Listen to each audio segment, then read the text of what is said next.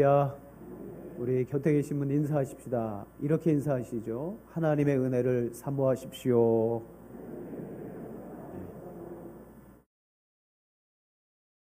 은혜라는 것은 은혜를 많이 받으십시오라고 해도 이상해요. 왜냐하면 은혜는 하나님이 일방적으로 주시는 것이기 때문에 내가 뭐 많이 받겠다 그래서 받을 수 있는 것도 아니고, 다만 우리가 할 수 있는 것은 뭐냐면 사모하는 것입니다. 사모하는 자에게 하나님은 채우신다 그랬기 때문에 우리의 본분은 사모하는 거예요. 예배를 사모하시고 또 기도를 사모하시고 또 이 예배를 통해 하나님의 은혜 얻기를 사모하시기를 축복합니다. 사도 요한이 신약 성경의 여러 책들을 기록했죠. 요한복음, 또한 요한 1, 2, 3서, 그리고 마지막 요한계시록을 기록했습니다. 요한은 이 성경을 하나님의 감동으로 기록할 때 자기가 왜 이 성경을 기록하고 있는지를 목적을 그 내용 속에 집어넣었습니다. 자, 요한복음을 기록한 목적은 요한복음 20장 31절에 나옵니다. 오직 이것을 기록함은 너희로 예수께서 하나님의 아들 그리스도이심을 믿게 하려 하며 또 너희로 믿고 그 이름을 힘입어 생명을 얻게 하려 함이라. 여러분, 요한복음의 중요한 핵심이고 주제입니다. 예수 그리스도를 믿고 영생 얻는 길을 가르쳐 주기 위해서 내가 요한복음 이 글을 썼다. 여러분 가운데 거듭남이나 영생에 대한 확신이 필요하신 분은요, 요한복음을 깊이 독서하셔야 됩니다. 그럼 그 속에서 결국은 영생을 찾아 들어가다 보면 예수님을 만나게 되어 있습니다. 또한 오늘 우리가 보고 있는 요한 1서, 요한 2서, 요한 3서 서신을 기록했는데, 자, 이 요한 1서를 기록한 목적은 뭡니까? 요한 1서 5장 13절에 보면 이렇게 말해요. 내가 하나님의 아들의 이름을 믿는 너희에게 이것을 쓰는 것은 너희로 하여금 너희에게 영생이 있음을 알게 하려 함이다 라고 말했습니다. 요한복음과 목적이 좀 다릅니다.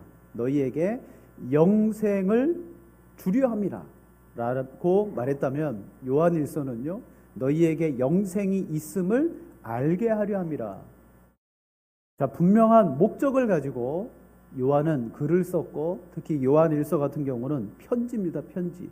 편지를 썼습니다.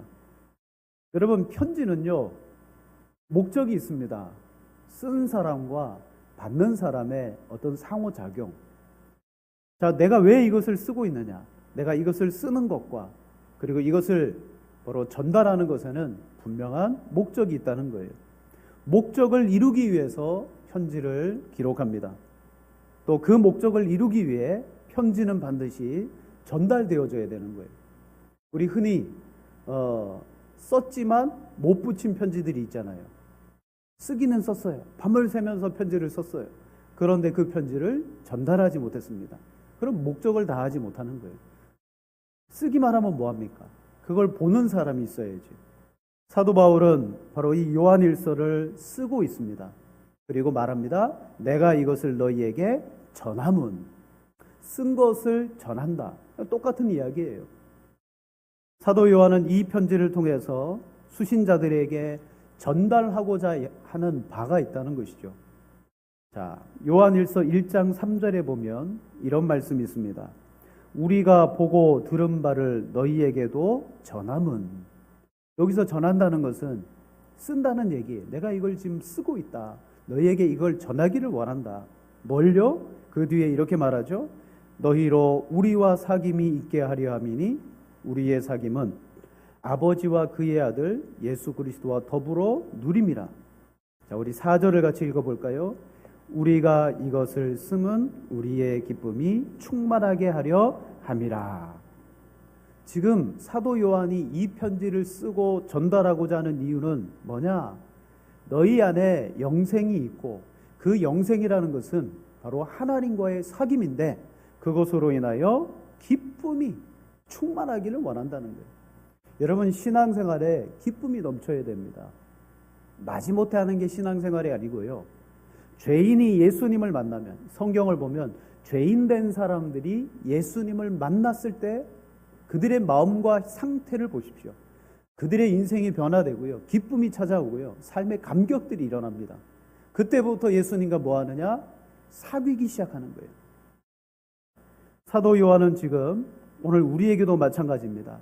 성경은 우리에게 왜 이 편지를 남겨놓고 말씀하고 있냐면 우리 역시도 하나님과의 사귐의 기쁨이 충만하기 원하여서 지금 이 말씀을 우리에게 하는 겁니다. 자, 성경은 때로 우리의 신앙생활을 결혼에 비유합니다. 예를 들면요, 열 처녀의 비유를 보세요. 열 처녀가 다 신랑을 기다리잖아요. 그때 신랑으로 오신 예수님을 기다리고 지혜로운 다섯 처녀는 그 신랑과 함께 결혼식 잔치 자리에 들어갑니다. 오늘 우리의 신앙생활이 마찬가지입니다. 예수님이 이 땅에 재림하실 거예요. 그때 주의 재림을 끝까지 믿고 기다린 사람들은 영원한 천국 혼인잔치에 우리는 들어가게 될 것입니다. 마찬가지로 여러분, 결혼이라는 것이 어떤 것입니까? 여기 다 대부분 결혼하신 분들 많으신데 여러분은 왜 결혼했습니까? 뭐 사랑하니까 결혼했겠죠. 근데 어떤 사람들은 현실적인 이유 때문에 결혼해요. 왜냐? 돈이 너무 많이 드니까. 너무 보고 싶으니까. 또 여러 가지 이유가 있습니다. 그런데 결혼해야 되는 중요한 이유 중에 하나가 뭐냐면 헤어지지 않고 같이 있기 위해서예요. 그래서 결혼하는 거예요. 서로 연애할 때 집이 멉니다. 전화도 하고 일주일에 몇 번 만나기도 합니다. 그런데 그걸로는 성이 안 차요. 야, 안 되겠다. 우리 결혼하자. 물론 결혼하면 지지고 볶고 싸우겠죠. 그래도 같이 얼굴을 보면서 매일매일 함께 헤어지지 말자. 여러분, 지금 우리의 신앙생활은 주님과 사귀는 것입니다. 연애하는 거예요. 신랑 되신 예수님이 아주 먼 곳에 계셔요. 약속하셨어요. 나를 데리러 오겠다고. 나와 함께 하겠다고. 그래서 우리는 이곳에서 주님과 교제하고 사귐을 누립니다. 그럴 때 주님이 우리를 데리고 오시면 결혼함으로 말미암아 영원토록 헤어지지 않고 함께 살아가는 것입니다.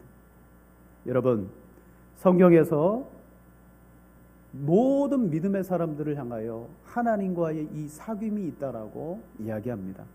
그 가운데 하나님과 사귐이 아주 깊었던 사람이 있었죠. 창세기 5장 24절에 보면 에녹입니다.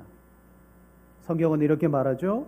에녹이 하나님과 동행하더니 하나님이 그를 데려가심으로 세상에 있지 아니하였더라. 에녹은 하나님과 동행한 사람입니다. 여기서 동행했다는 것은 뭐예요? 하나님과 계속해서 사귀었다는 거예요. 다른 말 필요 없습니다.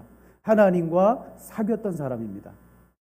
그는 그 사귐을 통하여 기쁨을 충만하게 누렸어요. 그런데 그 사귐의 기쁨이 누구에게 더했느냐? 하나님에게 기쁨이 더했어요. 그래서 하나님께서 에녹더러 어떻게 하시느냐? 야, 이렇게 안 되겠다. 너 나랑 헤어지지 말자. 빨리 와라. 그래서 성경은 그가 죽음을 보지 않고 하나님께로 갔다고 말합니다.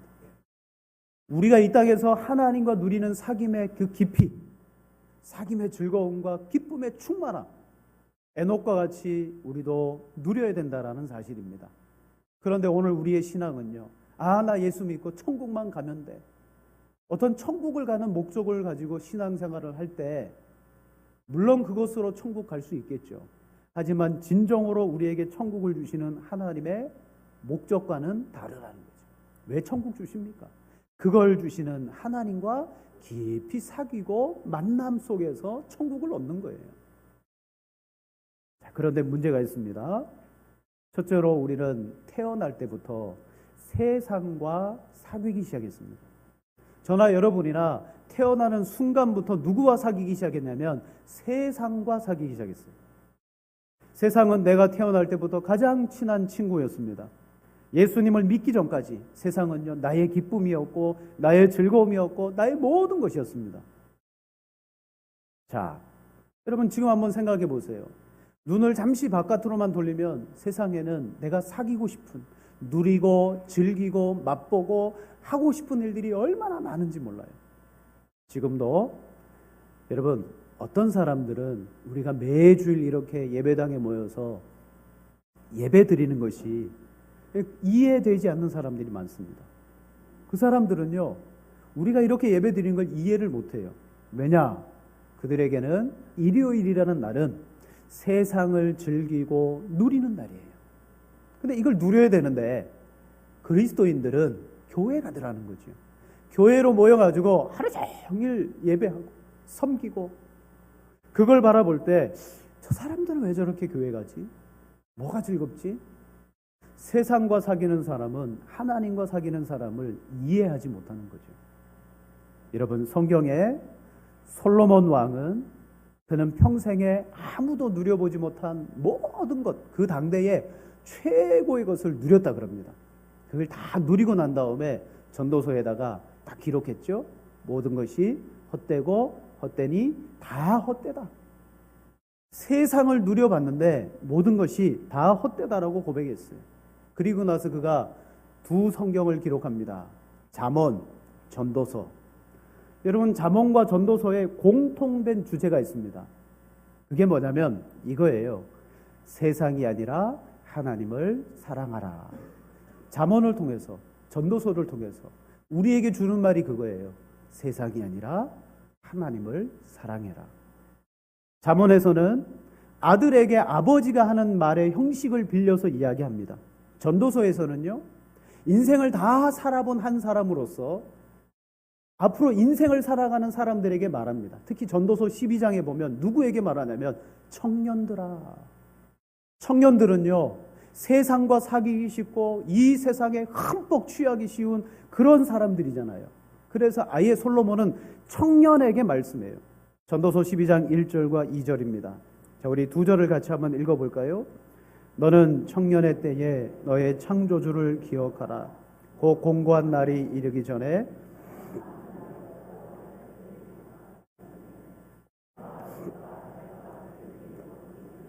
비 뒤에 구름이 다시 일어나기 전에 그리하라. 아멘. 청년들에게 강조합니다. 청년들아, 청년의 때에 너의 창조주를 기억하라. 여러분, 왜 이 말을 합니까? 청년일수록 세상에 빠지기 쉽고 세상을 취하기 쉽다는 거죠. 여러분, 이게 우리는 태어날 때부터 이 세상과 친구였어요. 세상과 짝했고 세상과 사귀었습니다. 그래서 사도 요한도 이 부분에 대해서 강조해요. 이 부분에 대해서.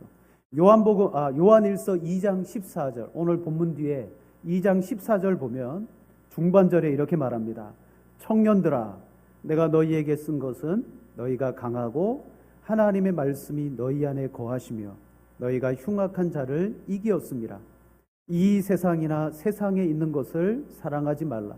누구든지 세상을 사랑하면 아버지의 사랑이 그 안에 있지 아니하리니, 이는 세상에 있는 모든 것이 육신의 정욕과 안목의 정욕과 이생의 자랑이니 다 아버지께로부터 온 것이 아니요 세상으로부터 온 것이라. 이 세상도 그 정욕도 지나가되 오직 하나님의 뜻을 행하는 자는 영원히 거하느니라. 아멘. 사도 요한도요, 청년들아 라고 말하면 뭘 이야기합니까? 세상을 사랑하지 마라. 세상을 사랑하는 자마다 아버지의 사랑이 그 안에 있지 아니한다. 내가 하나님과 사귐이 있든지 아니면 세상과 사귐이 있든지 둘 중에 하나예요. 무엇을 사랑하느냐? 자, 그런데 왜 나는 하나님을 사랑하고 왜 나는 세상을 사랑하느냐? 이유가 있습니다. 흔히들 우리 이렇게 말합니다. 코드가 맞는다고요. 들어봤죠? 코드가 맞는다. 뭔가 친구들끼리도 짝짝꿍 되는 게 뭐냐면 그 친구와 내가 코드가 맞는 거예요. 여러분, 코드가 맞는다는 것은, 세상과 사귄다는 것은 나와 세상과 코드가 잘 맞는다는 거죠. 방금 우리가 읽은 성경에서요, 나로 하여금 세상에게 코드를 딱 맞추게 하는 것이 뭐냐면 육신의 정욕, 안목의 정욕, 이생의 자랑입니다. 내 안에 정욕들이 일어납니다. 막 자랑하고 싶은 것이 일어나요. 근데 이 모든 것들을 누가 채워주느냐? 세상에 나가니까 다 있어요. 그러니까 여러분, 사람들은 태어나면서부터 이 정욕 가운데 빠져 살아가면서 코드가 맞아서요, 세상과 사귀게 됩니다. 그리고 세상은 지금도 믿지 않는 사람들에게 끊임없이 이걸 제공하는 거예요. 정욕, 육신의 정욕, 안목의 정욕, 이생의 자랑. 예를 들면 여러분 얼리 어답터라고 들어보셨죠?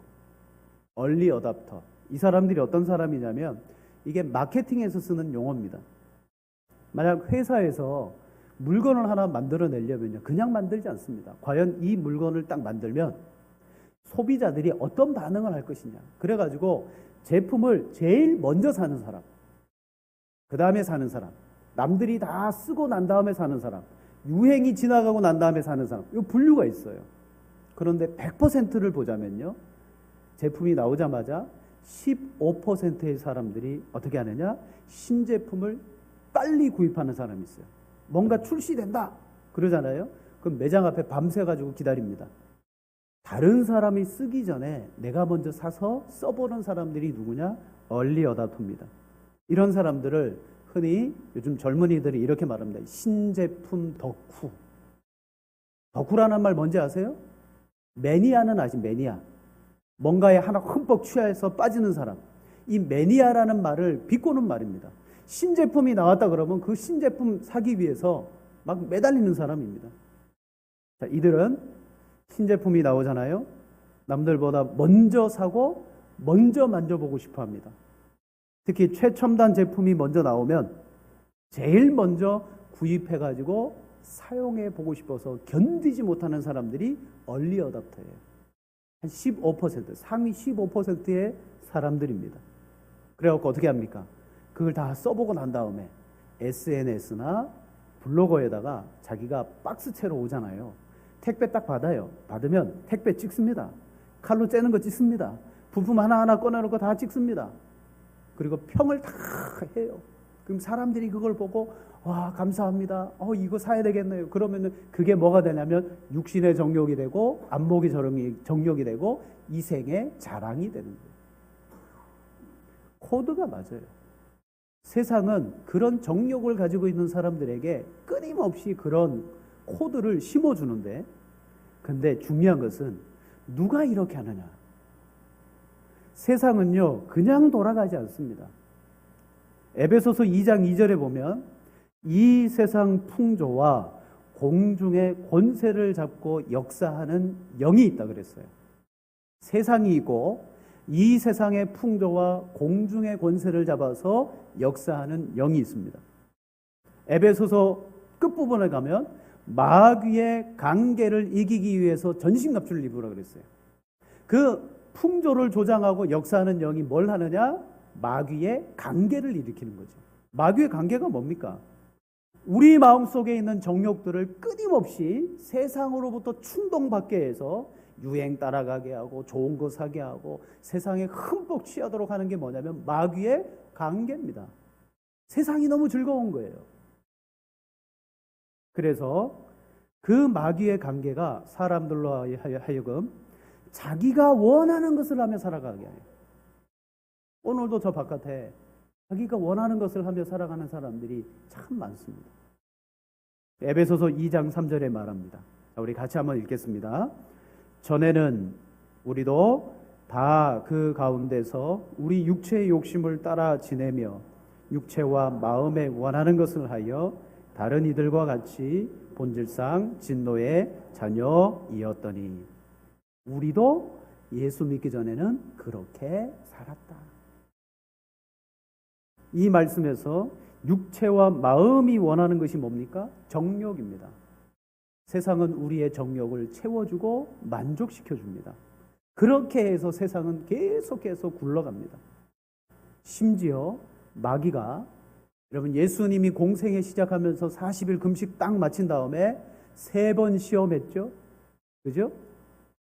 떡을 만들어 보아라, 뛰어내려 보아라, 절해 보아라. 그 하고 난 다음에 그리하면 내가 이렇게 해주겠다라고 말했어요. 그 이렇게 해주겠다라는 그 3가지가 다 뭐냐면 내 정욕을 채워주겠다는 거예요. 세상을 다 주겠다는 거예요.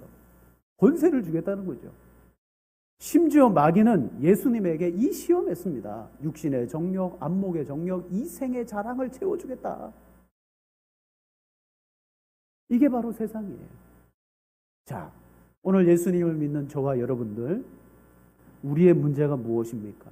우리의 문제는 신앙생활을 하는 듯 하지만 우리는 세상을 더 좋아하고 세상과 사귈 수 있습니다. 우리 가운데 어떤 사람은 함께 예배드리고 신앙생활 하다가 하나님과의 사귐을 누리지 못하고 세상으로 나가는 사람이 있을 거라는 거죠. 디모데후서 4장 10절에 말하기를 데마는 이 세상을 사랑하여 나를 버리고 데살로니가로 갔고, 데마는 세상을 사랑해서 갔대요. 데마 바울의 제자입니다. 바울과 동역하고 복음 전하다가 세상을 사랑해서 갔다. 물론 이 구절의 말씀을 신학적으로 더 깊이 봐야 되겠지만 이 말씀 액면 그대로 보면 그는 예수님을 따라가다가 세상을 쫓아서 가버렸다는 거죠. 왜 이런 현상이 벌어집니까? 같이 신앙생활을 해도요, 하나님과의 사귐의 기쁨을 누리지 못하면 세상이 좋은 거예요. 그래서 갈 수밖에 없습니다. 세상의 사귐에 빠지기 때문에. 저와 여러분들은 태어날 때부터 세상과 사귀었기 때문에 우리 안에는요, 끊임없이 마귀의 관계가 계속해서 우리를 유혹하고 있을 거예요. 그러면 어떻게 해야 됩니까? 두 번째로 예수 그리스도를 통해 하나님과의 사귐을 누려야 됩니다. 자, 중요한 것은 하나님과 사귀어야 되는데 어떻게 사귀느냐? 예수 그리스도를 통하여 사귈 수 있습니다. 오늘 사도 요한이 이 요한일서를 쓰는 이유를 분명히 이야기했습니다. 여러분에게 영생이 있습니다. 제가 이걸 쓰는 이유는 그걸 알려주기 위해서입니다. 또한 그 아들 예수 그리스도를 통하여 하나님과 누리기 위해서 이 서신을 씁니다라고 말합니다. 여러분, 우리는 죽으면 끝이 아니잖아요. 죽으면 뭐가 기다립니까? 제가 아까 결혼 비유했잖아요. 연애할 때 얼마나 좋습니까? 비록 저녁 되면 집에 가야 되지만 연애할 때 그 만남의 기쁨, 사귐의 기쁨을 누리는 것이 너무 좋아요. 근데 결혼해 보세요. 결혼하면 더 좋아요. 우리가 이 땅에서 하나님과 사귐의 관계를 누리다가 죽잖아요. 그러면 천국에서는요, 영원히 떨어지지 않고 하나님과 누리는 거예요. 그게 천국이에요. 바로 이 영원한 기쁨을 누리게 하는 열쇠가 예수님입니다. 예수님은 어떤 분입니까? 요한복음 17장 대제사장적인 기도를 보면 하나님과 창세 전부터 이 사귐, 영화를 누리셨던 분이다라고 말해요. 그리고 이 사귐의 기쁨을 제자들에게 전달했고 그 제자들인 사도 요한은 오늘 우리에게 전달하는 거예요. 이 기쁨을 같이 누리자. 요한복음 17장 21절에 보면 이런 말씀이 있습니다. 아버지여, 아버지께서 내 안에, 내가 아버지 안에 있는 것 같이 그들도 다 하나가 되어 우리 안에 있게 하사 세상으로 아버지께서 나를 보내신 것을 믿게 하옵소서. 아멘. 이 말은 간단하게 풀었으면 이것입니다. 아버지와 내가 영원히 사귐의 기쁨을 누린 것처럼 1차적으로는 이 제자들이 이 기쁨을 누리게 해주시고 2차적으로는 자, 여기 이렇게 말하죠. 이들이 그들도 다 하나가 돼요. 여기서 말하는 그들은 제자요, 제자들을 통한 믿은 우리를 말하는 거예요. 우리도 하나가 되어서 예수님이 누린 그 기쁨, 사귐, 그걸 누리게 해주십시오.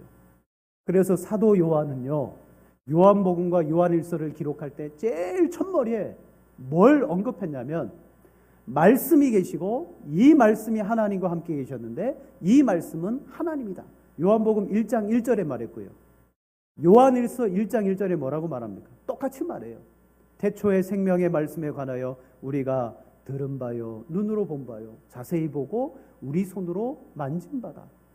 요한은 하나님과의 풍성한 사귐을 이야기하기 위해서 반드시 제일 먼저 짚고 넘어가야 되는 것이 예수 그리스도예요. 예수님을 소개하고 예수님을 이야기합니다. 자, 예수님을 통하지 않으면 하나님과 절대 사귈 수 없습니다.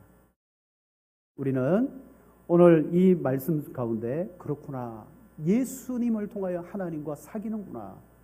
그런데 중요한 게 있어요. 또 그 예수님을 통하여 하나님하고 온전히 사귀기 위해서 너무너무 중요한 게 있는데 그것은 바로 여러분, 예수님 만나기 전에 누구부터 먼저 만나냐면 말씀의 사람을 먼저 만나야 돼요. 여러분, 예수님이 느닷없이 여러분에게 갑자기 나타나지 않습니다. 성경은 분명히 그 아들을 통하여 말씀하신다 그랬어요. 즉 예수님과의 사귐이 있기 전에 바른 말씀의 사람과 먼저 사귀어야 한다는 거예요. 자, 요한이 말합니다. 내가 그 예수님을 보았고 그 예수님을 들었고 그 예수님을 손으로 만짐받아. 자, 요한은 체험한 사람입니다. 그 체험을 가지고 어떻게 했느냐? 3절 말씀에 이렇게 말해요. 자, 우리 3절을 다 같이 읽겠습니다. 우리가 보고 들은 바를 너희에게도 전함은 너희로 우리와 사귐이 있게 하려 함이니. 아멘. 지금 요한이 전하는 게 뭐예요? 우리가 보고 듣고 체험한 것을 너희에게 전하는 것은 너희도 우리와 같이 사귐이 있게 하기를 원한다. 이게 대단히 중요하다는 거죠. 여러분, 예수님을 통해 하나님을 사깁니다. 하나님을 사귀는 키는 예수님이고 또 그 예수님을 만나기 위해서는 바른 말씀의 사람을 만나지 못하면요, 사귐이 엉뚱한 사귐이 돼요. 그 하나님과의 만남이 이상한 만남이 되고 맙니다. 진짜 중요한 게 뭐예요? 사도 요한처럼 예수님을 말씀을 통해서 체험하고 그 말씀을 통하여 확신을 가지고 있는 사람과 사귀어야 되는 거예요. 그러니까 여러분, 기도해야 돼요. 하나님, 정말 말씀의 사람과 만날 수 있도록 기도해요. 그 사람을 통하여 예수님을 제대로 만날 수 있도록 도와주옵소서. 그거밖에 하나님 사귐을 들어가는 길이 없습니다. 요한은 예수님을 성경적으로 만났습니다. 그래서 요한과 사귀는 사람들은요, 하나님과의 기쁨을 그가 누린 것처럼 같이 누리게 되는 거예요. 우리의 사귐은 아버지와 그 아들 예수 그리스도와 더불어 누림이라. 오직 바른 말씀의 사람을 통해야지만 하나님과의 바른 사귐이 있습니다. 여러분, 이 요한일서를 왜 기록한지 아세요? 이 편지를 받는 성도들에게 거짓 사도, 적 그리스도가 들어왔어요. 그 적 그리스도는 뭘 증거합니까? 그들도 예수님을 전한대요. 근데 그들이 전하는 예수가 엉뚱한 예수예요. 뒤에 말씀을 보면요, 그들은 예수님이 육신으로 오신 것을 부인한다 그랬어요. 그게 그 거짓말하는 자라고 말합니다. 여러분, 예수님이 육신으로 온 것을 부정해요. 어떻게 그런 예수님을 듣고 하나님과 사귈 수가 있겠습니까?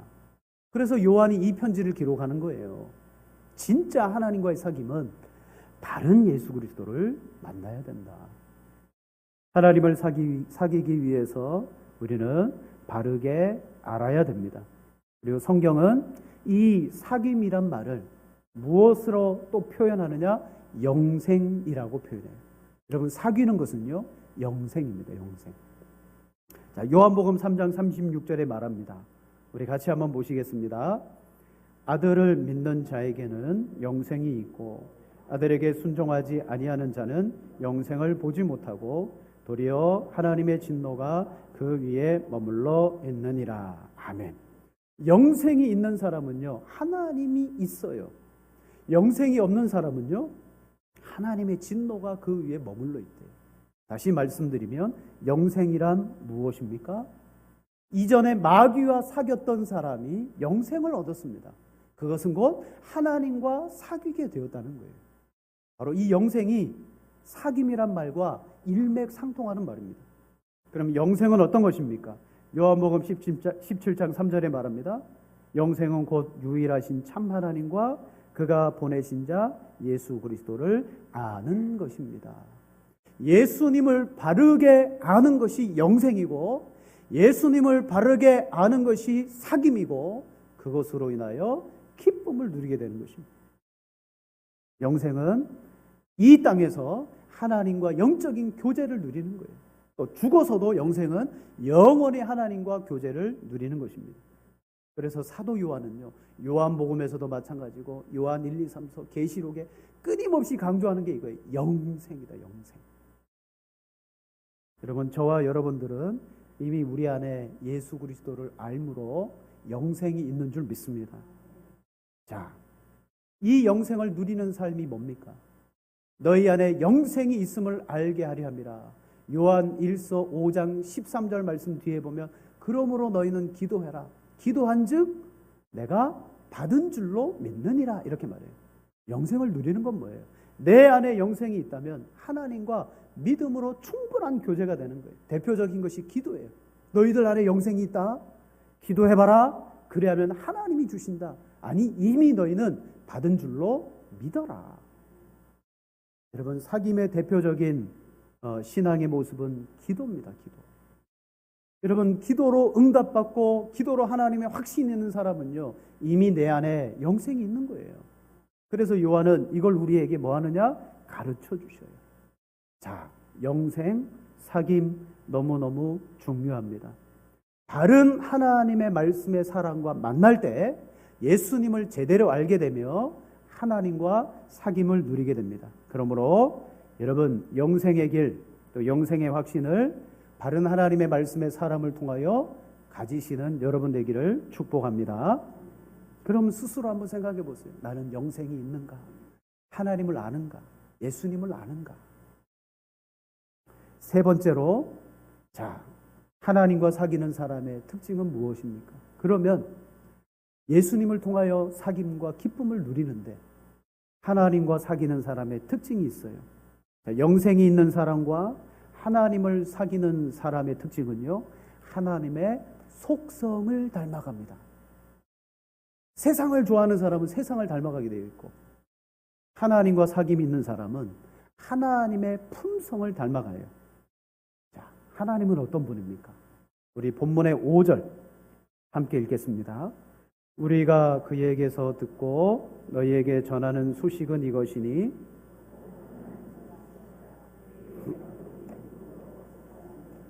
아멘.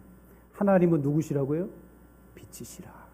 하나님에게는 죄가 티끌만큼도 없습니다. 죄가 티끌도 없다는 것은 우리와 구별되게 하나님은 거룩하시다는 거예요. 그렇다면 하나님과 사귀는 것은 하나님과 닮는 거예요. 우리가 어떻게 돼야 됩니까? 어떤 사람이 돼야 됩니까?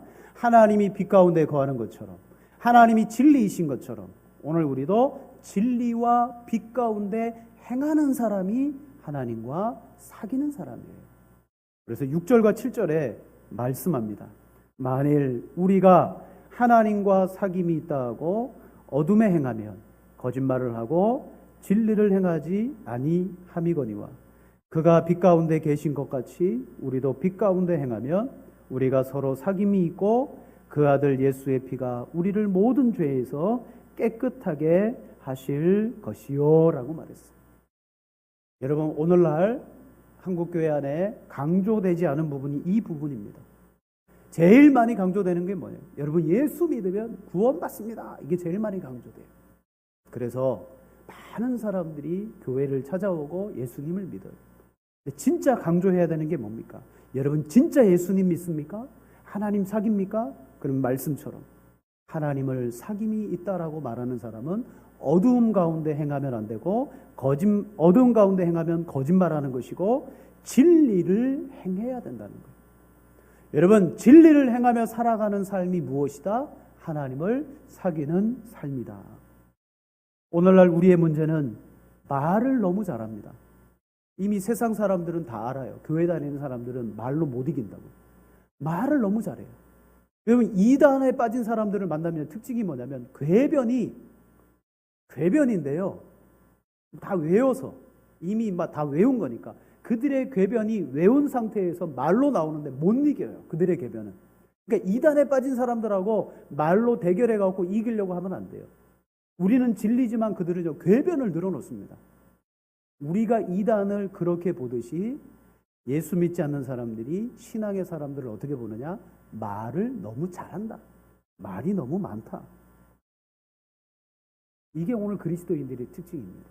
말을 잘하는데 어떻게 살아갑니까? 진리를 행하지 않더라는 거예요. 여러분 요즘 제가 인터넷 뉴스 보기가 참 겁납니다. 요즘 대표적인 뉴스들이 뭐예요? 너무 덥다. BMW가 불탄다. 그죠? 미국의 대통령이 관세 먹인다. 이런 뉴스가 주예요. 근데 드문드문 탑 뉴스 가운데 교회가 이랬다더라, 세습이 이렇다더라, 이런 뉴스들이 사이사이에 끼어 나오는데 이게 작은 뉴스가 아니더라고요. 문제가 뭐예요? 진리를 행하지 않을 때가 너무너무 많아요.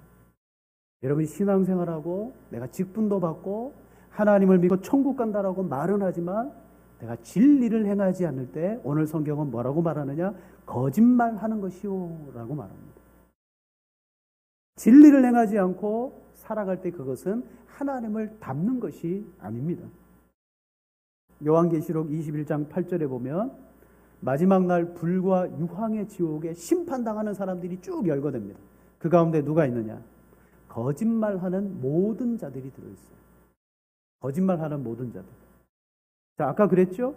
하나님과 사귐이 있다 말하고 어두움 가운데 행하면 거짓말하는 것이요. 여러분, 우리가 지금은 신앙생활하고 있지만 우리 가운데 불과 유황의 지옥에 들어갈 사람들이 있어요. 그 사람들은 누굽니까? 자기도 속은 사람이에요. 자기도 속은 사람이에요. 자기가 예수님 믿고 영생 얻은 줄로 알았습니다. 아, 예수 믿으면 영생 얻어. 하지만 실제 그의 삶에는요, 진리를 행하는 삶이, 하나님을 닮아가는 삶이 나타나지 않아요. 말은 그렇게 하지만 그의 인생과 삶을 들여다보면요, 육신의 정욕, 안목의 정욕, 이생의 자랑으로 똘똘 뭉쳐있을 때가 많습니다. 근데 그 사람이 누굽니까? 거짓말하는 자예요. 자, 우리 요한일서 2장 22절 말씀 보세요. 요한일서 2장 22절. 거기 이렇게 말하죠. 거짓말하는 자가 누구냐? 예수께서 그리스도이심을 부인하는 자가 아니냐? 아버지와 아들을 부인하는 그가 적 그리스도니, 아들을 부인하는 자에게는 또한 아버지가 없으되 아들을 시인하는 자에게는 아버지도 있느니라. 예수님을 부인한다는 것은요, 교회에 와서 예배 드리긴 드립니다. 뭐 활동 다 합니다. 근데 실제적인 삶에서 진리를 행하며 살아가지 않아요. 빛으로 살아가지 않습니다. 그럼 그건 뭐 어떤 사람입니까? 그리스도를 부인하는 사람. 너무너무 무섭고 두려운 말입니다. 그래서 성경을 들여다보면요, 성경은 끊임없이 오늘 우리에게 빛으로 살아라, 빛의 옷을 입어라, 하나님을 본받은 자가 되라, 너무 많이 강조해요. 자, 신앙생활이라는 것이 무엇입니까? 신앙생활은요, 다른 게 아닙니다. 여러분, 이 예배당 안에서 예배 드리는 게 신앙생활 아닙니다. 신앙생활은 저 예배당 문 밖에 나가면서부터 시작되는 거예요. 저 밖에 나가면 세상의 정욕과 수많은 세상과 싸우고 가치관의 다툼이 있고, 내가 하나님의 사람으로 살 건지 내 정욕대로 살 건지 갈등해야 되고, 그게 신앙이에요. 여기 오면 다 거룩해요. 누가 누군지 잘 몰라요. 누가 구원받는지 잘 몰라요. 실제 구원받은 사람의 모습은 저 세상에 있다라는 것입니다. 여러분, 하나님과 사귐이 있다라고 말하고 자기는 영생을 얻었다라고 말하지만 진리를 행하지 않는 사람은 예수님을 부인하는 사람이요, 거짓을 말하는 사람입니다. 그래서 요한일서 2장 4절과 5절에 이렇게 말합니다. 자, 두 절을 같이 읽겠습니다. 그를 아노라 하고 그의 계명을 지키지 아니하는 자는 거짓말하는 자요, 진리가 그 속에 있지 아니하되 누구든지 그의 말씀을 지키는 자는 하나님의 사랑이 참으로 그 속에 온전하게 되었나니 이로써 우리가 그의 안에 있는 줄을 아노라. 아멘. 그를 아노라라고 말하지만 계명을 지키지 않는 사람은 거짓말하는 사람이고 진리가 있지 않다. 그 말씀을 지키는 자가 참으로 하나님을 사랑하는 자다. 하나님과 사귐이 있는 자다. 자, 말씀을 정리하겠습니다. 여러분, 우리는 진리와 말씀을 행하며 살아가도록 힘쓰고 애를 써야 돼요. 문제는 뭡니까? 그렇게 진리를 행하며 살고자 애를 써도 그렇게 살아갈 수 없는 연약함이 우리에게 있습니다. 그게 뭡니까? 우리는 어쩔 수 없이 죄를 지어야 되잖아요. 그게 문제예요. 어쩔 수 없이 죄를 지어야 돼요. 근데 죄를 지을 때 금방 내 안에 떠오르는 생각이 뭐냐면 영생에 대한 두려움입니다. 구원의 확신에 대한 두려움이 우리에게. 내가 예수님을 믿는데 대표적인 것은 습관적인 죄를 지을 때, 또 똑같은 죄를 짓고 또 죄를 지었어요. 그럴 때 우리 마음속에는요, 구원에 대한, 영생에 대한 의심이 찾아들기 시작합니다. 그러나 오늘 성경은 그럴 수 있다. 그럴 수 있다. 왜냐? 8절에 만일 우리가 죄 없다고 말하면 스스로 속이고 또 진리가 우리 속에 있지 아니할 것이요. 여기서 죄 없다라고 말하는 것은 이겁니다. 신학적인 용어로 나는 완전히 성화됐다. 나 예수 믿고 나는 완전히 성화돼서 나는 죄가 없어. 그렇게 말하는 사람은 누구다? 그건 진리를 잘못 받아들인 사람. 그야말로 그 사람은 진리가 있지 않습니다. 여러분, 우리는 이 땅을 살아갈 때 완전 성화를 이룰 수 없어요. 마지막 죽음을 통해서 예수님 오시면 완전 성화됩니다. 근데 오늘날 수많은 이단들이 이 완전 성화를 교리로 삼아가지고 유혹합니다. 구원파 같은. 지금 이 사도 요한의 편지를 받아드는 성도들에게 누가 들어왔냐면 영지주의 이단이 들어왔어요. 그 영지주의 이단이 가지고 있는 교리 중에 하나가 뭐냐면 바로 이거예요. 완전 성화. 우리는 완전하게 성화됐기 때문에 아무렇게 살아도 된다는 거예요. 왜냐? 육신이 중요하지 않아요. 아까 말씀드렸죠. 예수님의 육신으로 오신 것을 부정했다 그랬잖아요. 우리는 영으로 구원받으니까 이 몸으로 행하는 죄 아무리 지어도 그건 죄가 아니야. 그렇게 말하는 사람은 누구다? 하나님을 잘 모르는 사람, 영생이 없는 사람, 거짓말하는 사람, 하나님과 진짜 사귐이 없는 사람. 진짜 사귐이 있는 사람은 어떤 사람입니까? 계명과 진리를 행하고자 애를 쓰지만 또 넘어지고 실패하고 또 범죄함으로 말미암아 가슴 치는 사람이에요. 근데 사도 요한이 뭐라고 말합니까? 우리도 죄를 짓는다. 우리가 죄를 짓지 않는다 그러면 거짓말하는 사람이다. 우리는 끊임없이 죄를 짓는, 그럼에도 불구하고 진리 가운데 행하고 하나님과의 사귐의 기쁨을 누리기 위해서 계명을 지키려고 애를 쓴다. 유혹이 찾아와도 한번 넘어지지만 다시 회개하고 또 일어난다. 중요한 것은 나를 그렇게 하시는 예수님의 구원의 능력을 의지해서 내가 구원에 이르기 위하여 오늘도 자백하고 오늘도 회개하고 그렇게 살아간다. 여러분, 하나님과 사귀는 사람의 중요한 삶의 모습이 있는데 그건 뭡니까? 1장 9절부터 10절 말씀에 의하면 하나님은 또 그 아들 예수 그리스도는 미쁘시대요. 우리가 믿을 만하다. 왜냐? 우리의 죄를 자백하면 우리를 깨끗게 하신다. 우리는 이 땅에서 완전해지지 않습니다. 기도 많이 하고 예배 안 빠지고 헌금 많이 하고 헌신 많이 하면 완전해지는 줄 아십니까? 천만의 말씀입니다. 절대 그렇지 않습니다. 도리어 우리의 누추함만을 발견하게 되는 거예요. 그러므로 우리의 믿음과 구원을 어떻게 해야 됩니까? 하나님과의 그 사귐의 기쁨을 누리면서 시편 126편 5절과 6절 말씀처럼 눈물을 흘리며 씨를 뿌리러 나가야 되는 거예요. 오늘도 성화되지 않고 변화되지 않는 내 모습을 바라보면서 눈물을 흘리며 나가야 돼요. 그럴 때 반드시 기쁨의 단을 거두어 돌아온다 그랬습니다. 이게 우리의 신앙생활입니다.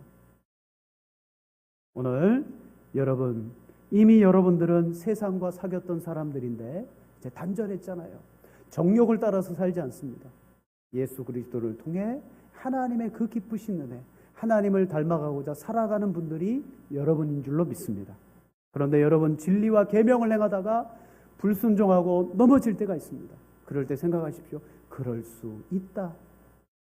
내 안에 영생이 없어서가 아니다. 그럴 수 있다. 그러면 어떻게 해야 되느냐? 내 죄를 깨끗게 하시는 7장 7절 하반절에 그 아들 예수의 피가 우리를 모든 죄에서 깨끗하게 하실 것이다.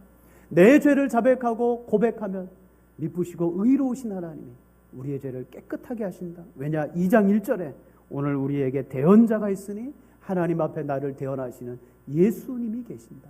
여러분, 그 예수님을 믿음으로 말미암아 하나님과 깊이 사귀고 기쁨을 누리시는 우리 모두가 되기를 축복합니다.